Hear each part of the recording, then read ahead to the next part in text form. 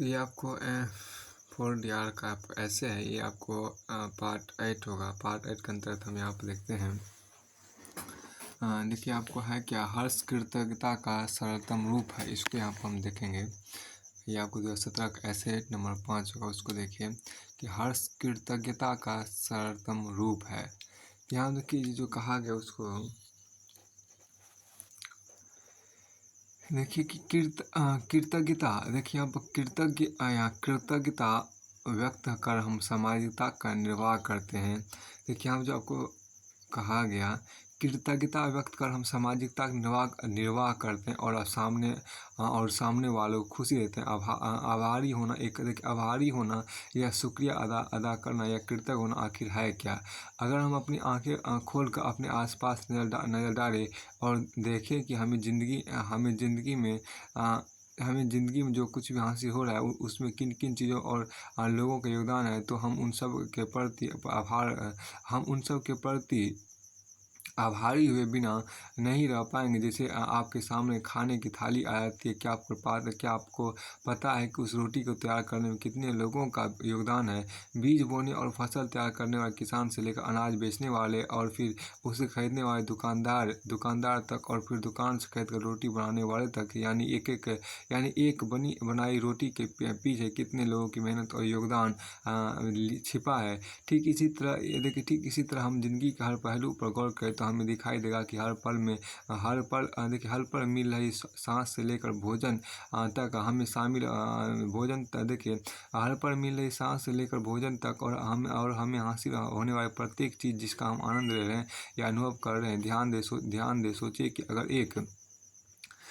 दे सोचिए कि अगर एक प्रक्रिया की पूरी कड़ी में जुड़े लोगों ने अपना अपना काम नहीं किया होता तो हम चाहे जितने भी पैसे खर्च कर लेते वह सब नहीं मिल सकता था जो मिल रहा है। अगर आप देखिए यहाँ पर कि एक मिनट, अगर आप यह सब महसूस कर सकते हैं तो पाएंगे कि कृतज्ञता महसूस करने के लिए कोई नज़रिया विकसित करने की जरूरत नहीं है। अपनी इस भावना को प्रकट करने के लिए आपका हर्ष व्यक्त करना ही काफ़ी रहेगा। वस्तुतः कृतज्ञता कोई नज़रिया नहीं, अपितु यह एक ऐसा झरना है जो उस समय खुद ब खुद फूट जाता है जब कुछ जब कुछ प्राप्त होने या मिलने पर आप अभिभूत हो उठते हैं। असीम कृतज्ञता से भरा एक क्षण भी आपके पूरे जीवन को बदलने के लिए काफ़ी है। कृतज्ञता सिर्फ धन्यवाद कर देना वह नहीं है। अस्तित्व में जितनी भी चीज़ें फिलहाल मौजूद है सभी हम लोगों को देखिए सभी हम लोगों को और जीवित और सुरक्षित रखने के लिए आपस में मिलकर काम कर ले। अगर हम अपने जीवन के सिर्फ एक घटनाक्रम पर ध्यान दें तो हम उन सभी लोगों के प्रति कृतज्ञ हुए बिना नहीं रह पाएंगे जिनका हमारी ज़िंदगी से कोई लेना देना ही नहीं है। फिर भी हमारे जीवन को हर पल कितना कुछ देते हैं। दरअसल जब आप नज़र दौड़ा कर देखेंगे कि आपकी ज़िंदगी कैसे चल रही है तो आप कृतज्ञ हुए बिना नहीं रह सकते। अगर आप यह समझ कर बिंदास ज़िंदगी जी रहे हैं कि आप इस दुनिया के राजा हैं तो फिर आप हर चीज़ को खो रहे हैं। अगर आप बहुत ज़्यादा अपने आप में या अपने अहम में डूबे हुए हैं तो फिर आप जीवन को संपूर्ण प्रक्रिया से चूक सकते हैं। वरना अगर आप उन्हें ध्यान से देखेंगे तो सब कुछ आपका अभिभूत कर देगा। अगर आप कृतज्ञ हैं तो आप ग्रहणशील भी होंगे। अगर आप किसी के प्रति आभारी होते हैं तो आप उसकी ओर आदर भाव से देखते हैं। जब भी आप किसी चीज़ को आदर भाव से देखते हैं तो आप और अधिक ग्रहणशील हो जाते हैं। हर्षित होने की हद तक कृतज्ञता से अभिभूत हो जाना ग्रहणशील होने का एक खूबसूरत तरीका है। व्यक्ति की सीमाओं का इससे कुछ हद तक विस्तार होता है। वैसे उपकृत होने का एहसास ही मानव का मूल स्वभाव है, पर हम इसे प्रायः दबा देते हैं क्योंकि इसे हम अपनी कमजोरी मान लेते हैं। हम ऊपरी मन से भी धन्यवाद तभी देते हैं जब हम उसकी जरूरत या उपयोगिता नज़र आए। वरना अपने को मिली प्रत्येक सौगात या अपने प्रति की गई सेवा को हम बड़े ठंडे एवं अनमने भाव से लेते हैं, मानो यह तो हमारा हक ही हो। यह हमारा दुर्भाग्य होगा कि अगर ईश्वर या प्रकृति की कोई देन हमें रोमांचित नहीं करती या हमारे मन में आनंद, उल्लास या हर्ष का आवेग नहीं पैदा नहीं होता। यदि ऐसा है तो आपका जीवन खुशगवार नहीं रहेगा। उसमें देखिए उसमें रस, रंग या महक खत्म हो जाएगी। अगर कि आपके मन से अधिक कृतज्ञता का भाव नष्ट हो जाए तो आपके जीवन से हर्ष एवं खुशी गायब हो जाएगी। हमें याद रखना चाहिए कि हमें याद रखना चाहिए कि कृतज्ञता व्यक्त करने से ज़्यादा इसे महसूस करना जरूरी है। इससे आनंद मिलता है। यदि हमें इसे व्यक्त करना ही हो तो और सरलतम रूप में इसे हर्ष द्वारा व्यक्त कर सकते हैं। प्रियंकर इस कविता को महसूस करते हुए कहते हैं, कृतज्ञ हूँ मैं जैसे आसमान की कृतज्ञ है पृथ्वी, जैसे पृथ्वी का कृतज्ञ है किसान। कृतज्ञ हूँ मैं जैसे सभ्यता कृतज्ञ है नदी के प्रति, जैसे नए जीवन के लिए बादल का आभारी है नन्हा बिरवा। फिर देखिए रंगभूमि में प्रेमचंद कृतज्ञता के बारे में लिखते हैं। कृतज्ञता हमसे बहुत कुछ करा लेती है, जो नियम की दृष्टि से त्याज्य है। देखिए यह वह चक्की है जो हमारे सिद्धांत और नियमों को पीस डालती है। वहीं देखिए वहाँ देखिए वही नहीं देखिए वहीं वे कायाकल्प लिखते कि कृतज्ञता शब्दों में आकर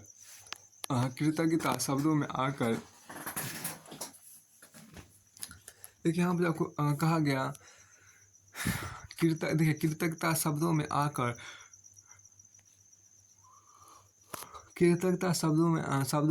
श्रेष्ठता का रूप धारण कर लेती है। उसका मौलिक रूप वही है जो आंखों से बाहर निकलते हुए कांपता एवं लजाता है। इसी कृतज्ञ भावना से भरकर अयोध्यावासी हर्षित होते हैं। राम राज्य बैठे त्रिलोका हर्षित भ गए सब सोखा। देखिए राम राज्य बैठे त्रिलोका हर्षित भय गए सब सोखा। देखिए कृतज्ञता को व्यक्त करने का एक तरीका हर्ष ही नहीं अपितु शुक्रिया व्यक्त करना भी एक तरीका रहा है। सदा से यह शुक्रिया यदि निस्वार्थ हो तो अत्यंत प्रभावी होता है। आर्थर एस अमेरिका के विंबलडन जीतने वाले पहले अफ्रो अमेरिकन खिलाड़ी थे। वे बेहद मृत्यु धार्मिक एवं सामाजिक व्यक्ति थे। 1988 में उनको जानकारी मिली कि वे HIV से संक्रमित। इलाज के दौरान संक्रमित रक्त चढ़ाए जाने से उन्हें संक्रमण हुआ। 1992 में जब उन्होंने अपनी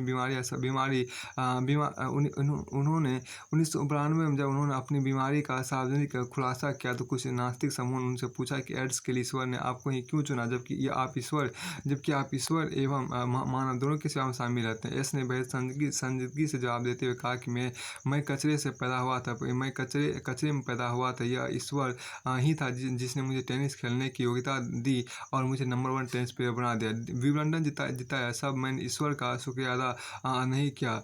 तब मैंने ईश्वर का शुक्र अदा नहीं किया और ना ही पूछा कि मुझ नाचिस पर तूने इतनी नियामतें क्यों लुटाई। तो अब मैं किस मुँह से उससे सवाल कर सकता हूँ। उनका कहना था कि मैं कृतज्ञ हूँ ईश्वर का जो उसने मुझे आर्थर एस बनाया और यदि एड्स के लिए उसने मुझे चुना तो वह भी मुझे स्वीकार है। शुक्रिया बोलना आखिरकार कृतज्ञता का महानतम सच है। हवाएं जो हमारे प्राण को चलाती है हमें उनके प्रति कृतज्ञ होना चाहिए और आकाश एवं पृथ्वी जो हमें बनाते हैं हमें उनके प्रति भी कृतज्ञ होना चाहिए। देखिए हम इस कृतज्ञता के बिना कोई आदमी ना वो धार्मिक हो सकता है और ना ही नैतिक। कृतज्ञता वस्तुतः अलौकिक चीज़ है। अकृतज्ञ इसे महसूस नहीं कर सकते। कृतज्ञता हमें शांति से भर देती है, आनंद एवं हर्ष से सराबोर कर देती है। ओशो तो सबसे पहले शरीर के प्रति कृतज्ञ होने की सलाह देते हैं। वे कहते हैं कि अपने शरीर के प्रति सबसे पहले कृतज्ञ हो जाओ। जो अपने शरीर के प्रति कृतज्ञ वही दूसरों के शरीर के प्रति कृतज्ञ हो सकता है। वही व्यक्ति हर्ष व्यक्त कर सकता है, आनंद में वही रह सकता है। ओशो बताते हैं कि शरीर बड़ा चमत्कार है और ये अद्भुत सहयोगी है। ये पांच महाभूतों से मिलकर बना है। देखिए हम इस शरीर के प्रति कृतज्ञ हो, इन 5 महाभूतों के प्रति कृतज्ञ। हम समुद्र से निकले हैं, हमें समुद्र का कृतज्ञ होना चाहिए। सूरज की रोशनी हमारे भीतर है, हमें उनके प्रति कृतज्ञ होना चाहिए। हवाएँ जो हमारे प्राण को चलाती है, हमें उनके प्रति कृतज्ञ होना चाहिए, और आकाश में पृथ्वी जो हमें बनाते हैं, हमें उनके प्रति कृतज्ञ होना चाहिए। इस कृतज्ञता देखिए, इस कृतज्ञता के बिना कोई आदमी ना तो धार्मिक हो सकता है और ना ही नैतिक है। कृतज्ञता वस्तुतः अलौकिक चीज़ है, अकृतज्ञ इसे महसूस नहीं कर सकते हैं। कृतज्ञता हमें शांति से भर देती है, आनंद एवं हर्ष से सराबोर कर देती है। यह एक रहस्य है, देखिए यह एक रहस्य है जो हमें महसूस कराता है कि महसूस कराता है कि मेरी क्या सामर्थ्य थी कि सारी चीज़ें मुझे मिले, और यदि वे मिली है तो मुझे इनके लिए कृतज्ञ होना चाहिए। इस कृतज्ञता को ज्ञापित करने, उसको विकसित करने से जीवन बहुत भिन्न हो जाता है। वस्तु तो वह बदल जाता है, बहुत दूसरा वो बदल जाता है, बहुत दूसरा हो जाता है। क्राइस्ट को देखिए, क्राइस्ट को जब सूली पर लटकाया जाए तो उन्होंने अपने विरोधियों को क्षमा प्रदान की, तथा उनके प्रति कृतज्ञता भी व्यक्त की। तो कि देखिए क्योंकि उन्होंने ईश्वर एवं मैं के बीच के फासले को खत्म कर दिया था। यदि जीवन में कृतज्ञता का सतत स्मरणपूर्वक व्यवहार करें तो हमारा जीवन अद्भुत हो जाएगा। कृतज्ञता एक महान गुण है। वही कृतधनता एक आसुरी वृत्ति है जो इंसान को इंसानियत से हरा देती है। देखिए, जो इंसान को इंसानियत से हरा देती है। वास्तव में कृतज्ञता दी हुई सहायता के प्रति आभार प्रकट करने का एवं श्रद्धा के अर्पण का भाव है। देखिए, ये श्रद्धा के अर्पण का भाव जो हमें दिया, देखिए जो हमें दिया है, हम उसके ऋणी हैं और अवसर आने पर उसे समुचित रूप में से लौटा देंगे। यह कृतज्ञता का मूल उत्स है। देखिए, और इस गुण के बल पर ही समाज एवं मनुष्यों में एक सहज संबंध विकसित हो सकता है। गीता भी संकेत करती है कि जो भी लाभ प्रदान करे, उससे लाभ लेकर उसको भी अब बदले में यथासंभव लाभ दे। कृतघ्न कभी संतुष्ट नहीं हो सकता और आनंद के वास्तविक स्वरूप को नहीं प्राप्त कर सकता। यह हर्ष, देखिए वह हर्ष को धारण नहीं कर सकता। ये देखिए, वह सदा अपने प्रति किए गए सहयोग को संशय और संदेह की दृष्टि से देखता है और जताता है कि उसके प्रति कितना ग्रत किया गया है। कृतज्ञता केवल आध्यात्मिक एवं नैतिक पहलू नहीं है, वह राग भावना से भी जुड़ी हुई है, तथा क्रांतिकारी व्यवहारिकता से भी। तभी तो क्रांति धर्म कभी पास का उठते हैं। मैं इस विदाई के पल शुक्रिया करना चाहता हूँ उन सभी हसीन चीज़ों का जो हमारे मिलन पर तंबू की तरह तनती रही। मैं शुक्रिया करता हूँ अपने सिर पर ठहरे जाने वाली तेरी तरह हल्की और गीतों भरी हवा का जो मेरा दिल लगाए रखती थी तेरे इंतजार में। बहुत अच्छी बात कहा गया। मैं इस तरह विदाई के पर शुक्रिया करना चाहता हूँ उन सभी हसीन चीज़ों का जो हमारे मिलन पर तंबू की तरह तनती रहे। मैं शुक्रिया करता हूँ अपने सिर पर ठहर जाने वाली तेरी तरह हल्की और गीतों भरी हवा का जो मेरा दिल लगाए रखती थी मेरे इंतजार में। देखिए, कृतज्ञता के सामाजिक पहलू पर विचार करते हम पाते हैं कि इस गुण के कारण व्यक्ति अथवा समाज का जीवन बना है, विकसित हुआ है। पिता पुत्र, माता पुत्र, बंधु भगिनी, राजा प्रजा, स्वामी सेवक, गुरु शिष्य, ईश्वर भक्त आदि अनेक संबंधों से मानव के जीवन का पट बुना गया है। उसके ताने बाने कृतज्ञता से ही बने। कृतज्ञता इसलिए देखिए, कृतज्ञता है इसलिए भल मन सहत है मनुष्यता। कृतज्ञता इसलिए भल मन साहत है मनुष्यता। कृतज्ञता आदि नष्ट हुई तो मनुष्य पशुतुल्य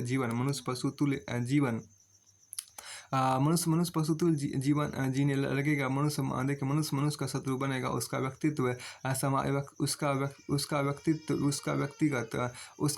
सामाजिक जीवन ध्वस्त हो जाएगा। उसका सब कुछ नष्ट हो जाएगा, क्योंकि अब व्यवस्था, सहयोग, प्रगति, सुख, शांति सबका आधारभूत गुण मनुष्य की कृतज्ञता ही है। यहाँ तक कि हमारी परंपरा में मृतकों को भी तर्पण देकर कृतज्ञता ज्ञापित करने की परिपाटी रही है। पश्चिमी विचारक भी कृतज्ञता के महत्व को स्थापित करते हुए दिखते हैं। शिष्यों का कहना है कि दयालुता के बदले दयालुता दिखाना आवश्यक है। सेनेका कहते हैं कि जो व्यक्ति कोई लाभ प्राप्त करते हुए आभार जताता है वह वास्तव में अपने ऋण की पहले किस्त का भुगतान करता है। देखिए, पश्चिमी दार्शनिकों ने कृतज्ञता में ही सच्ची खुशी ढूंढी थी। वे कृतज्ञता को त्याज्य बताते हैं। जर्मन दार्शनिक इमैनुअल कांट लिखते हैं, कृतज्ञता दुष्टता का मूल है। डेविड ह्यूम्स का विचार है कि कृतघ्नता किसी व्यक्ति द्वारा किया जाने वाला सबसे जघन्य और अप्राकृतिक अपराध है। कृतज्ञता खुशी के लिए अत्यंत महत्व रखती है, क्योंकि यह खुशी प्रदान करने वाला सर्वोत्कृष्ट भावना है। ब्रूस लिप्टन ने अपनी पुस्तक बायोलॉजी ऑफ बिलीफ में कृतज्ञता और खुशी के बीच के संबंध को दर्शाया है। उन्होंने परमाणु के आधार पर लिखा है कि बचपन से लेकर बुढ़ापे तक मनोवैज्ञानिक, शारीरिक और संबंधपरक लाभों की व्यापक श्रृंखला का संबंध कृतज्ञता से होता है। कृतज्ञता न केवल इसलिए महत्वपूर्ण है कि इसकी वजह से लोग अच्छा महसूस करते हैं, बल्कि इससे हमें अच्छा काम करने की प्रेरणा मिलती है। देखिए बल्कि एक मिनट ब्रूस लिप्टन अपनी पुस्तक बायोलॉजी ऑफ बिलीफ में कृतज्ञता और खुशी के बीच संबंध को दर्शाया। उन्होंने परमाणु के आधार पर लिखा है कि बचपन से एक बुढ़ापे तक मनोवैज्ञानिक, शारीरिक और संबंधपरक लाभों की व्यापक श्रृंखला का संबंध कृतज्ञता से होता है।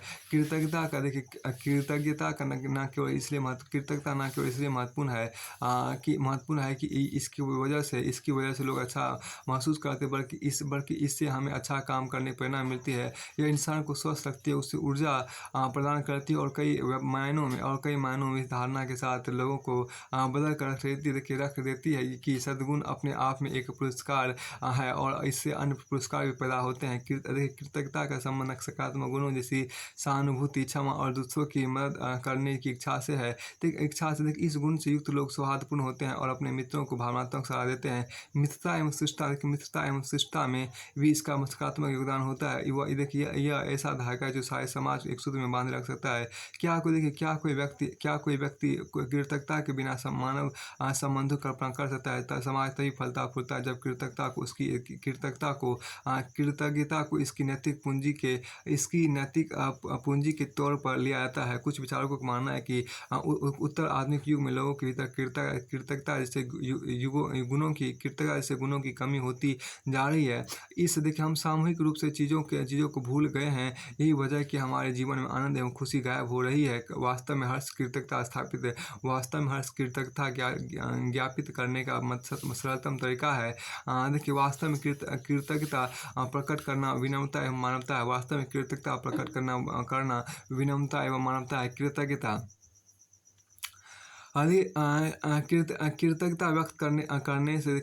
कृतज्ञता व्यक्त करने से हम बदलते हैं, हमें खुशी मिलती है, दूसरों का एहसान मानते हैं, दूसरों के योगदान को स्वीकार करते हैं और इससे संबंध मजबूत बनते हैं। हर्ष के अतिरिक्त कृतज्ञता व्यक्त करने का अन्य कोई सरलतम रूप नहीं दिखता। फिर देखिए आगे चैप्टर 6 में कहा गया है कि भारत में नए युग की नारी की परिपूर्णता एक मिथक है। अब यहाँ पे इसमें देखिए कहा गया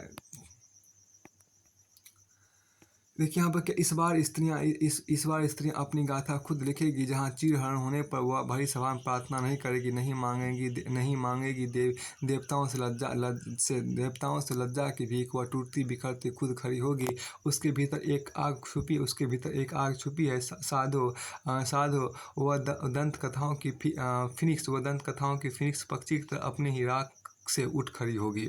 अभी हम देखिए बहुत अच्छी बात यहाँ पर कहा देखिए और वह नई स्त्री होगी। देखिए नई स्त्री या नए युग की नारी कुछ और नहीं बल्कि वह उन पुरातन परंपराओं का प्रतिकार है जिसने उसे वर्षों तक उपेक्षा के हाशिए पर किनारे रखा। नई स्त्री हर उन बेड़ियों को तोड़ने का साहस रखती है जिसने उनकी शारीरिक मानसिक स्वच्छंदता पर बंधन आरोपित किए। नई स्त्री हर वह काम करेगी जो उसकी मर्जी पर निर्भर है और वह उन सीमाओं को और बंधनों को तोड़ देगी जो पुरुषों ने स्त्रियों के होने के कारण उस पर लाद दिए थे। वह शिक्षित होगी, वह कुशल होगी, देखिए वह रचनात्मक होगी और वह जगत की निर्मात्री होगी। वह अपनी भूमिका स्वयं तय करेगी और उन्मुक्त होगी, स्वच्छंद होगी, शारीरिक तौर पर, मानसिक तौर पर और वैचारिक तौर पर भी। नई स्त्री प्राचीन की सातत्य नहीं विलोम होगी, विचार की समन्वयक नहीं, क्रांतिकारी परिवर्तन की वाहक होगी। वह बंधनों को कमजोर करने पर राजी नहीं, वह उन्हें तोड़ कर मानेगी। नई स्त्री कल्पना में स्त्री अब तक की परंपरा परंपरा से बिल्कुल अलग ही प्राणी होगी। नई स्त्री कल्पना में स्त्री अब तक की परंपरा से बिल्कुल अलग ही प्राणी होगी। नारीवादी साहित्य में नई स्त्री की संकल्पना सर्वप्रथम 20वीं सदी में सामने आई। सर्वप्रथम आयरिश नारीवादी लेखिका सारा ग्रेड ने अपने लेख स्त्री प्रश्न के नए आयाम the new aspect of women question में इस पद का प्रयोग किया। आगे ब्रिटेन अमेरिकी लेखिका हेनरी जेम्स ने इसकी गहरी व्याख्या की एवं नई स्त्री को नारीवादी विचार के तौर पर प्रमुख स्थान दिलाया। उनके साहित्यिक किरदारों में स्त्री पात्र पहले से बिल्कुल अलग एवं अनूठे प्रकार के होते थे। वह स्त्री स्वच्छंद रूप से साइकिल चलाती, सिगरेट की धुएं उड़ाती, मर्जी की फिजिकल एक्टिविटीज करती और मनमर्जी कपड़े पहनती, अल्हड़ मदस्त रहने वाली होती। वह शिक्षित और स्वतंत्र करियर एवं आर्थिक रूप से आत्मनिर्भर स्त्री होती। वह नई स्त्री समाज वर्कफोर्स में महत्वपूर्ण भूमिका निभाती। स्त्री के देखिए यहाँ पर स्त्री के नवेपन, देखिए यहाँ पर स्त्री के नएपन, देखिए स्त्री के नएपन या समाज में स्त्री की भूमिका को बदलने में सर्वाधिक प्रभाव 19वीं सदी के स्त्री मताधिकार आंदोलन का पड़ा। पश्चिमी देशों में औद्योगिकरण एवं शहरीकरण बढ़ने के साथ साथ शिक्षा एवं रोजगार के अवसर बढ़े। उनमें शिक्षा विशेषकर व्यावसायिक शिक्षा का स्तर बढ़ा। अब वे पुरानी भूमिकाओं को त्याग कर समाज की बड़ी भूमिकाओं में आने लगी। देखिए वे प्रोफेसर, वकील, डॉक्टर तथा जर्नलिस्ट आदि रूपों में समाज की नीतियों को निर्धारित करने लगे। इसके बाद उसने समान अधिकारों से आगे यौनिक स्वायत्तता, उन्मुक्तता तथा विशिष्ट पहचान की लड़ाई लड़ी। नई स्त्री अपनी यौनिक स्वायत्तता को यह अत्यधिक महत्व देती है तथा इसे लेकर अनैतिकता ऐसी बातों को सीरियस अस्वीकारती है। अब उसका संघर्ष विशिष्ट पहचान एवं यौनिक स्वायत्तता की स्वीकृति को लेकर है। लेकिन इस नई स्त्री की कुछ सीमाएं भी है। इसकी विचारधारा का स्तर जिन वैचारिक क्रांतिकारिता को लेकर वह प्राय विकासशील एवं अल्पविकसित पारंपरिक देशों की वैचारिकी में घुल नहीं पाता। वह नई स्त्रियों को तो संबोधित करती है, परंतु संपूर्ण विश्व या कहे कि विभिन्न समाज एवं समुदाय की स्त्रियों को संबोधित नहीं कर पाती। इस नई स्त्री का आग्रह मूल रूप से पश्चिम की स्त्रियों को लेकर है। पूर्व की स्त्रियां प्राय इसके विमर्श से बाहर है। ऐसा स्वाभाविक है क्योंकि हर समाज की रचना प्रक्रिया, उसकी स्थिति, उसके वैचारिक आधार भिन्न होते हैं। ऐसे में एक विचारधारा विभिन्न सामाजिक रचनाओं को एक ही स्तर पर प्रभावित करे ऐसा लगभग असंभव है। यदि भारत की बात करें तो भारत की स्थिति पश्चिम की तुलना में बिल्कुल अलग है। यहाँ की स्त्री की मन स्थिति पूर्णतः यहाँ की स्त्रियों की मन स्थिति पूर्णतः पश्चिम से मेल नहीं खा पाती। अगर कुछ नारीवादी स्त्रियां इसका प्रयास भी करती है तो वह महज कुछ समूह तक सिमट कर रह जाता है। उसकी सामाजिक स्वीकृति नहीं हो पाती। ऐसा स्वाभाविक भी है। जहाँ भारत में राजनीतिक सामाजिक विमर्शों में गरीबी, बेरोजगारी, भूख, कुपोषण जैसे मुख्य मुद्दे केंद्र में है एवं प्राय स्त्रियां हाशिए पर, वहीं स्त्री का नया स्त्री के स्वरूप में आ पाना लगभग एक भ्रांति सम ही होगा। पश्चिम में यहाँ देखिए, पश्चिम में जहाँ स्त्रियों को समानता, शिक्षा, रोजगार तथा समानता मूलक कानून जैसे अधिकार प्राप्त हो चुके हैं और अब ये यौनिक स्वच्छंदता तथा पुरुषों की तरह विशिष्ट पहचान के लिए संघर्ष कर रहे। यहाँ तक पश्चिम को वर्तमान नारीवादी विमर्शों में सबाल्टर्न नारीवाद, इकोलॉजी का नारीवाद से मुद्दे केंद्र में है। वहीं भारत जैसे विकासशील देशों में अभी नारियों के समान बुनियादी अधिकार भी प्राप्त नहीं है। अभी भी भारत में महिलाओं को लेकर मूलतः शिक्षा, रोजगार, शौचालय, कुपोषण तथा मातृत्व मृत्यु दर जैसे मुद्दे ही केंद्र में हैं। अभी भी ग्रामीण तथा कस्बाई स्त्रियां वर्षों पुरानी परंपराओं, घूंघट और अमानवीय रिवाजों से बाहर नहीं निकल पाई। ऐसा नहीं कि भारत जैसे विकासशील देशों की ऐसी स्थिति केवल पारंपरिक सामाजिक संरचनाओं के कारण है, बल्कि इसके पीछे सामाजिक, आर्थिक, राजनीतिक पृष्ठभूमि का बड़ा कारक विद्वान है। देखिए, भारत में जब स्त्रियों को तलाक और उत्तराधिकार जैसे बुनियादी अधिकारों पर बवाल उठा रहे थे, उठ रहे थे, उस समय पश्चिम में कैट मिलेट और फायरस्टोन जैसी लेखिका स्त्रियों के सशक्तिकरण के प्रजनन की तकनीक बदलने पर बात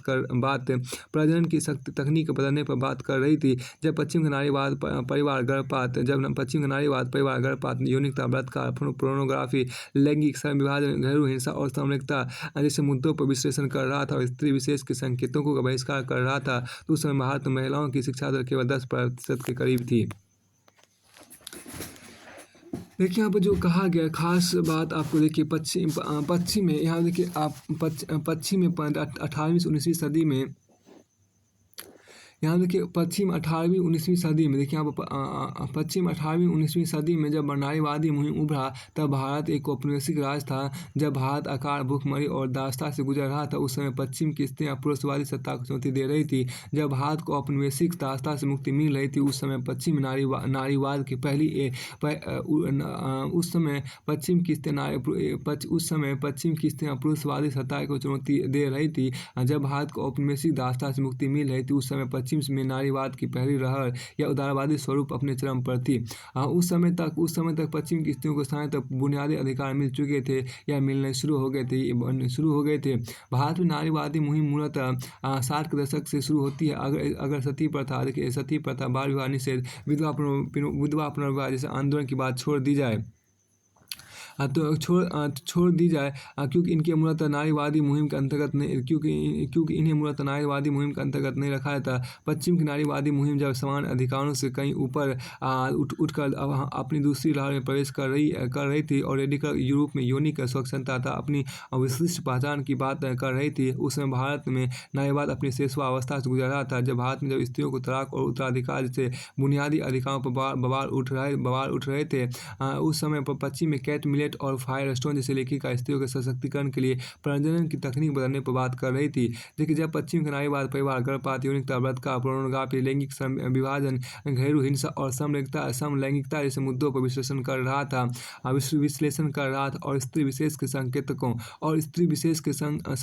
का बहिष्कार कर रहा था, उस समय भारत में महिलाओं की शिक्षा दर केवल 10% करीब थी। कुल मिलाकर समझे तो पश्चिम की नारीवादी मुहिम भारत में जिन स्थितियों में अपना प्रभाव छोड़ती है वह भारत में अर्थव्यवस्था एवं अपरिपक्वता का काल बनती है। यहाँ देखिए क्या कि खास बात देखिए भारत में यहाँ जहाँ से गौर कीजिए भारत में जो नई स्त्री की संकल्पना उभरती है, भारत में जो नई स्त्री की संकल्पना उभरती है उस पर पश्चिम के रेडिकल नारीवाद का सर्वाधिक प्रभाव है। हालांकि इसमें बहुत हद तक बुनियादी अधिकारों के जरिए सशक्तिकरण की बात की गई है, परंतु मूल जोर दे की उन्मुक्ता और यौनिक स्वतंत्रता पर रहा। इसका परिणाम यह हुआ कि भारत में नई स्त्री का विमर्श मूलतः मध्यम वर्ग की स्वर्ण शहरी एवं अभिजात स्त्रियों का विमर्श बनकर रह गया। इसमें स्त्रियों के बुनियादी अधिकार, शिक्षा, रोजगार, आर्थिक स्वतंत्रता, गाँव की स्त्रियों, दलित स्त्रियाँ, घरेलू हिंसा तथा कस्बा स्त्रियों की समस्या हाशिए पर चली गई। इसके अलावा भारत की जो संस्कृतिगत परंपराएं, विशेषताएं हैं वे इस प्रकार लोगों के जहन में घुली बसी है कि उससे एकाएक निकल पाना असंभव नहीं। पश्चिम में की सामाजिक विशेषताएं अलग उनके सामाजिक प्रयोग भारत में ठीक उसी रूप में सफल हो यह बिल्कुल जरूरी नहीं। पश्चिम में जब स्त्री अपनी निष्क्रिय और राजनीतिता नाजुक के छवि का बहिष्कार कर रही थी, धरना प्रदर्शन में छोटे वस्त्रों, अधो वस्त्रों, ऊंची एड़ी के संडियों इत्यादि स्त्री उत्पीड़न की वस्तुएं करार देकर फेंक रही थी, मातृत्व के दायित्व को ठुकरा रही थी, उसी समय से लेकर आज तक भारतीय स्त्रियाँ उस मनोस्थिति में नहीं आ पाई है कि वह मातृत्व को ठुकरा कर सके या अपनी स्त्री होने के सारे गुणों का बहिष्कार कर सके। यहाँ की समान स्त्रियाँ वर्षों बाद भी क्रिस्टोफर फ्रैंकफर्ट ब्रेटन की तरह नहीं सोच पाई है कि विवाह स्त्रियों के लिए भयानक खतरा है। विवाह स्त्रियों के लिए भयानक खतरा है। यहाँ आज पुरुष विहीन समाज की कल्पना को बौद्धिक स्त्रियों के वर्ग ने भी ग्रहण नहीं किया है। भारत आज भी समलैंगिकता को मान्य रूप में स्वीकार नहीं पाया है। ऐसे में भारतीय संदर्भों में नई स्त्री कल्पना वास्तव में एक मिथक भर प्रतीत होती है। लेकिन समझना यह भी होगा कि हर समाज में अपनी संरचनागत विशेषताएं होती है। कोई समाज किसी दूसरे समाज की व्यवस्थाओं का अनुकरण कर स्वयं को परिपक्व नहीं कर सकता। मूल बात यह नहीं कि भारत में नई स्त्री की संकल्पना मूर्त क्यों नहीं हो सकती, महत्वपूर्ण यह कि भारतीय संदर्भ में स्त्री वैचारिक की क्या हो। बिल्कुल जरूरी नहीं है कि पश्चिम की नई स्त्री भारत में भी उसी स्वरूप में परिपूर्ण हो। हमें अपने सामाजिक विशेषताओं के अनुसार नई स्त्री के मानक और व्यवसायिक खांचे बदलने होंगे। भारत की नई स्त्री वह होगी जो अपने अधिकारों के